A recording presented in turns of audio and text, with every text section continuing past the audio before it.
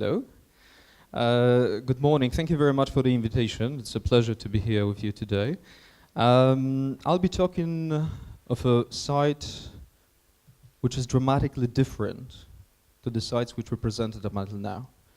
But it's also inseparably connected with all those sites that were presented. I'll be talking about Auschwitz, but I'll be talking about Auschwitz not in terms of Auschwitz's history, but in terms of the Auschwitz history after Auschwitz. So in terms of Auschwitz memory formation, in terms of what is Auschwitz today, in terms of what we are doing with Auschwitz, and I'll try to present also what we're supposed to, where we are heading right now with the Auschwitz memory. I will have some suggestions, but I'll be absolutely open into listening into your suggestions later. I'm a little bit torn in this presentation because I'm merging two worlds. One world is the world of academia, the other world is the world of being a guide. And most of the things I do as a guide. So I'm guiding in various Jewish sites in Central Europe, but also in most of the Holocaust sites, including Auschwitz. I'm a little bit torn, but being Central European means having a little bit of schizophrenia in you and dealing with the schizophrenia for your life, and also a lot of cultural patterns to deal with at the same time. Is it working, Brigitte? Okay. There's just one picture I wanted to show you, which obviously I cannot show you.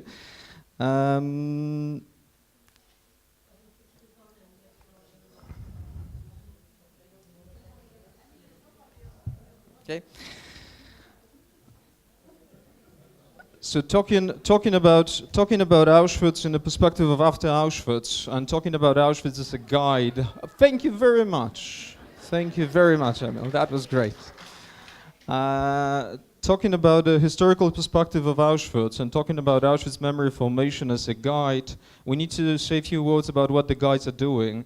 The guides are processing history. The guides are presenting history. The guides are very often the only people who are actually reading academical papers if they do their job properly. If they access the resources properly, they shall process the academical papers. Actually, they are sometimes a part of other scholars. They are the only people who are reading those things. So they are becoming the only audiences of those papers and those books. The guides are processing and presenting history, which is also focusing about anniversaries. And this year is kind of special.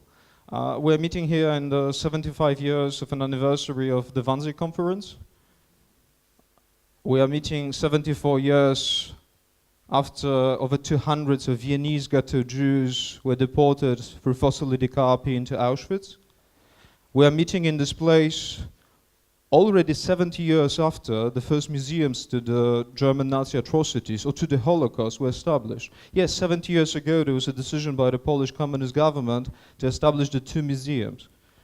The museum in the former territory of Karl Auschwitz-Birkenau, concentration lager Birkenau in Auschwitz, and the concentration lager Lublin in Majdanek. And this decision is absolutely extraordinary. This decision is taken 2 years after the liberation of Auschwitz. This decision is happening in the time when there's almost no debate in the outside world about the future of those sites. There's a very large debate in Poland in the 40s, which is fascinating.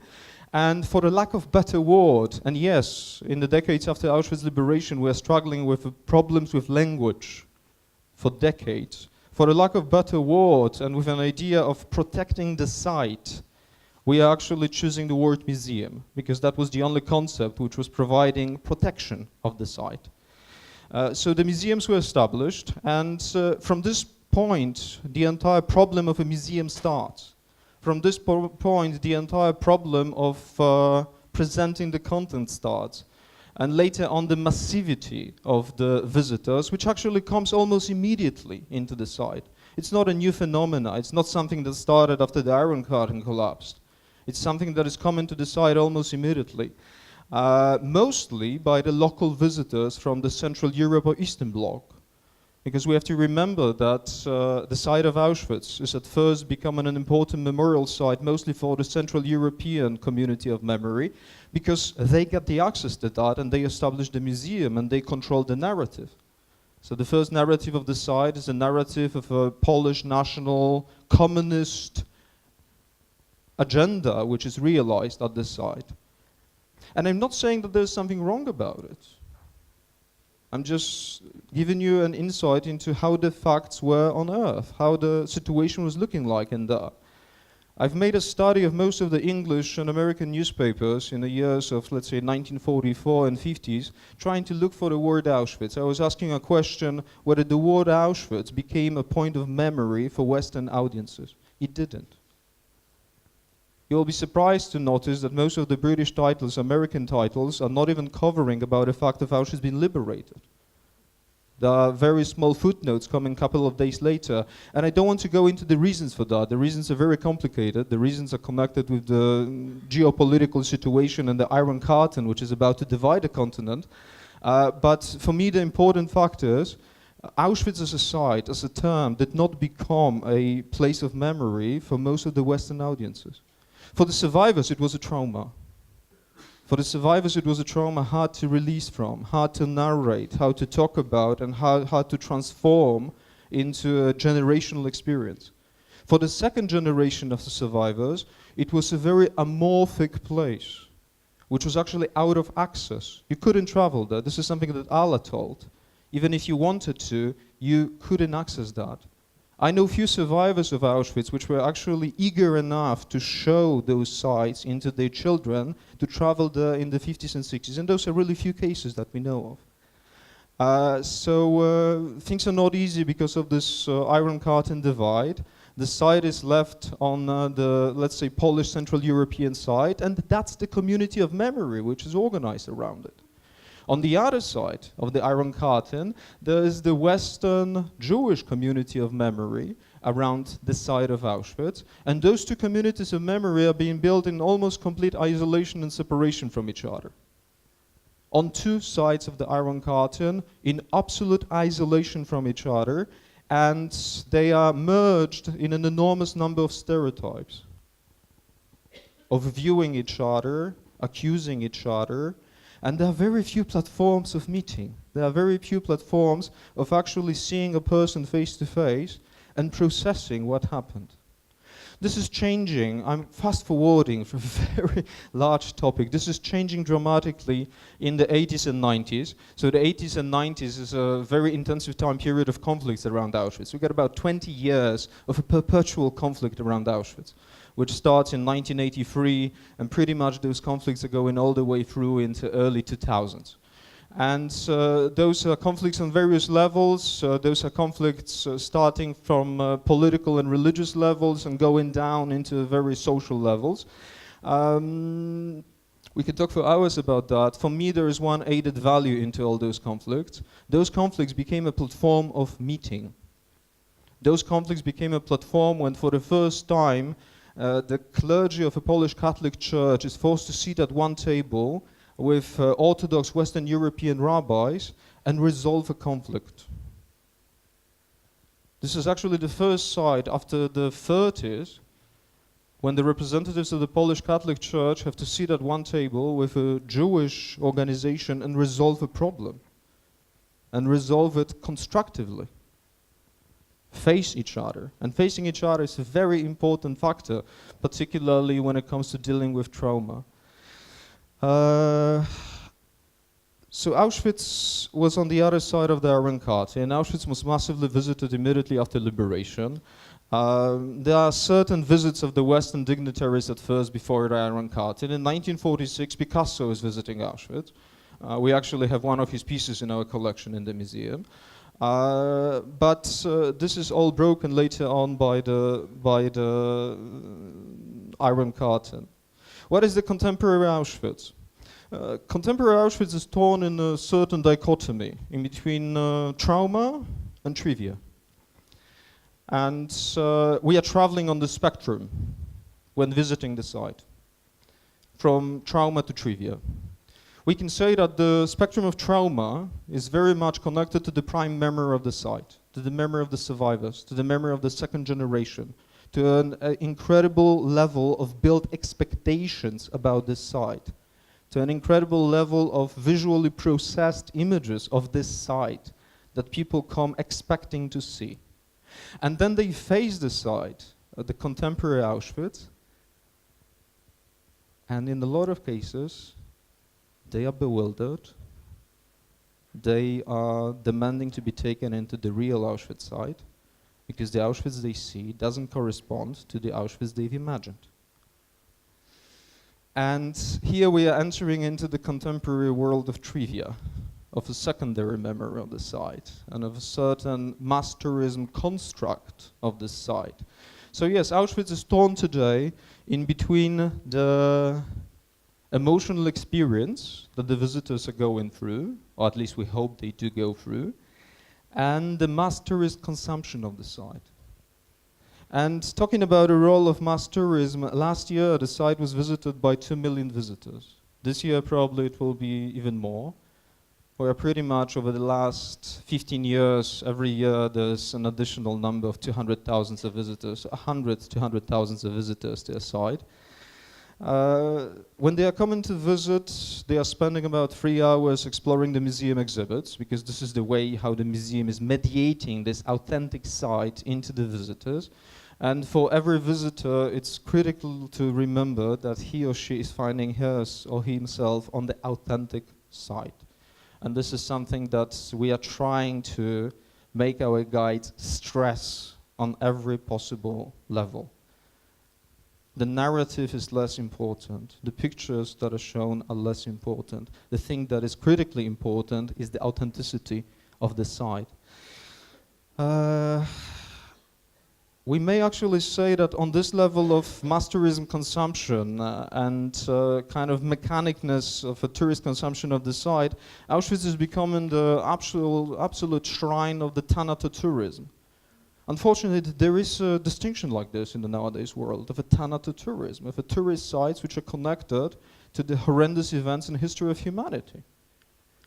And people are interested in the sites only for the sake of a horror and trauma that is happening in those places. Talking about networking, there's a network of such places. Unofficial, but there is a network of such places, which is taking us into a completely hard to understand dimension of processing this site. What is very interesting, people are visiting the site and is becoming famous for the numbers of deaths and the massivity of the process, but most of the visitors, in my perspective, are less and less remembering the site as a cemetery. They don't see the cemetery in the site. The function of this slide I'm bringing here is the idea of focusing your attention in the thing which is the least visible in Auschwitz-Birkenau and which is actually the most important in Auschwitz-Birkenau. It's not about the Arbach-Marfai main entrance gate. It's not about the gate of Birkenau. We actually gave away those places into mass tourism already in our contemporary fight over the tourist consumption. But very few visitors are getting into the very back of Birkenau. Very few visitors are getting into the very essence of what is important in Auschwitz. Being at the cemetery, spending a couple of minutes there consciously, and maybe in silence. You don't have to narrate everything, you don't have to talk, because actually through silence you can express much more, particularly at this side there. We are also living in a time when the prime memory of the Holocaust is being transmitted and becoming the secondary memory of the Holocaust. And this is a very dangerous time, because in this transmission moment, we are very prone to all kinds of distortions. Distortions which are not often intended. Distortions which are caused by processing and reprocessing Auschwitz history, by literature, memory, visual arts, politicians, and we can give an ample of examples in which this reprocessing of Auschwitz is going in completely odd ways, and with the good intentions of an author, it's actually becoming at the end the product of Holocaust denial.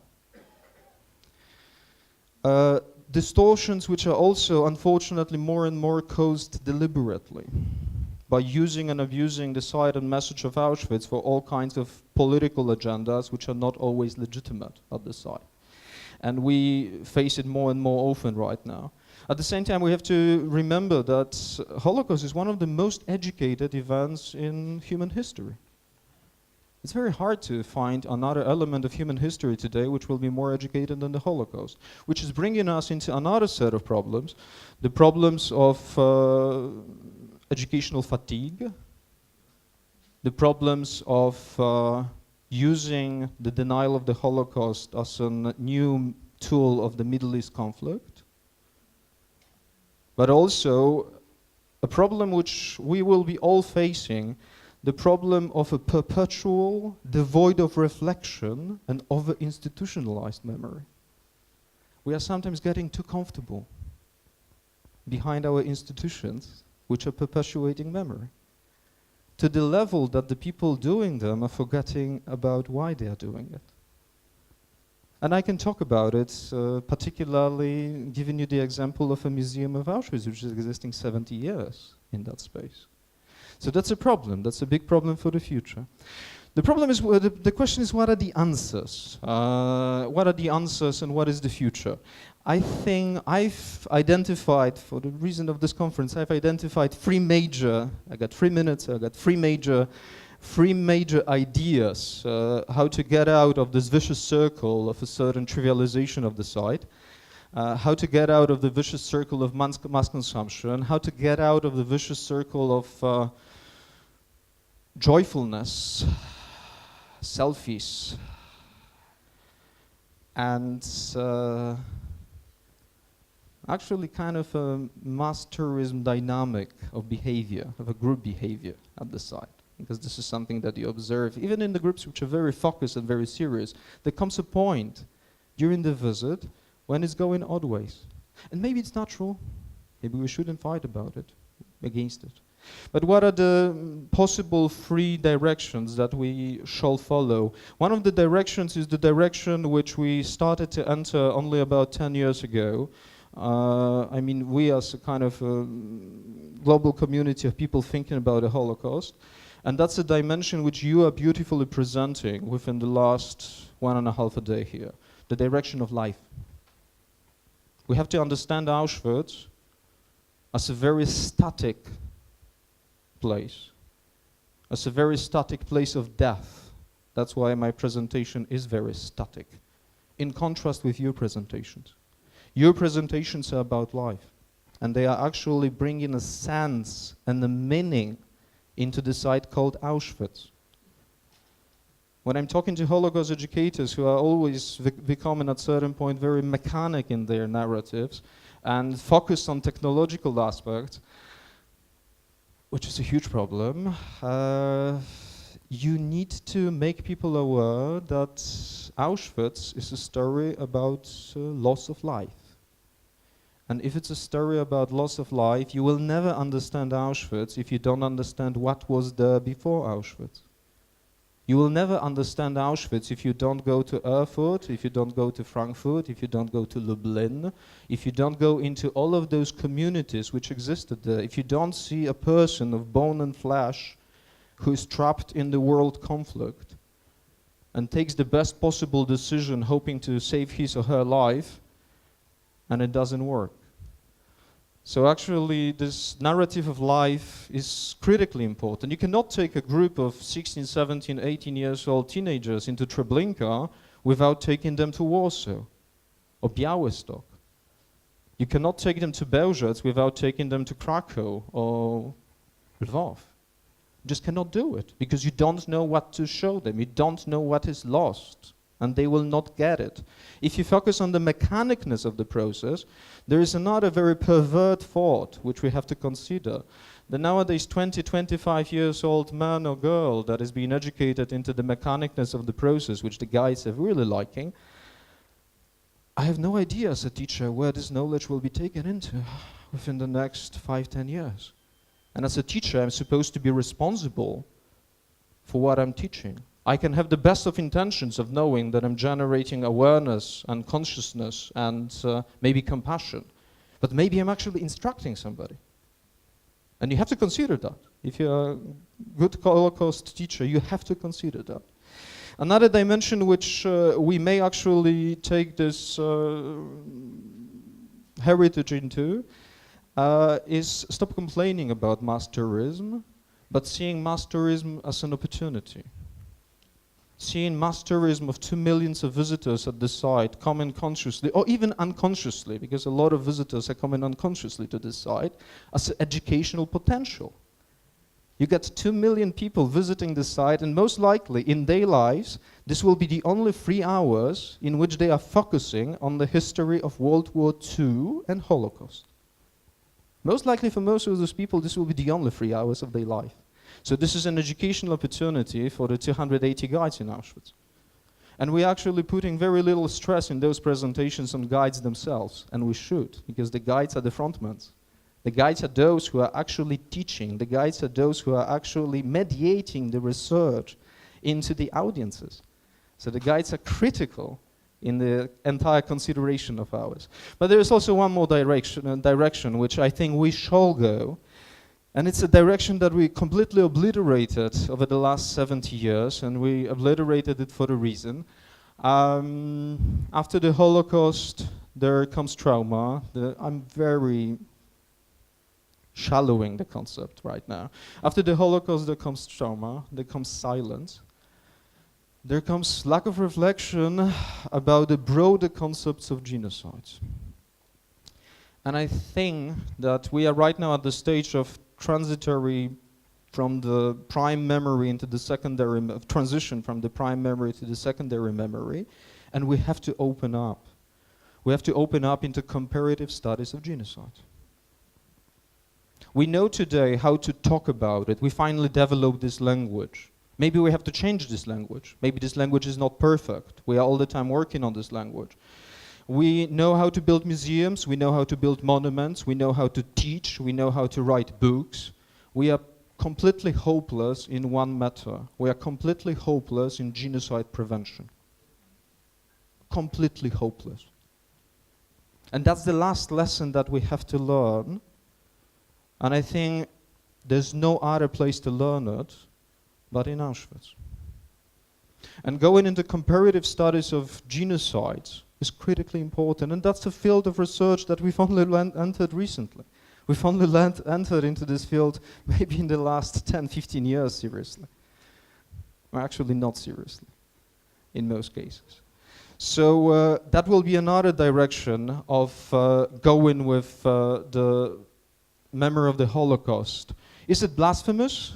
Is it controversial? It is. Is it legitimate? I think it is, because there's absolutely nothing we can do to help the people who are buried here. There is something we can do. We may remember about them. We may commemorate what happened. We may remember about their lives. But at the same time, we may save the others, and we may prevent other sites like this to be screened into the evening news. So I think that will be the 3 paths out of the trivialization of Auschwitz. To stop complaining about mass terrorism, the comparative studies of genocides, and the life, presenting life before the history takes us into those places. Thank you very much.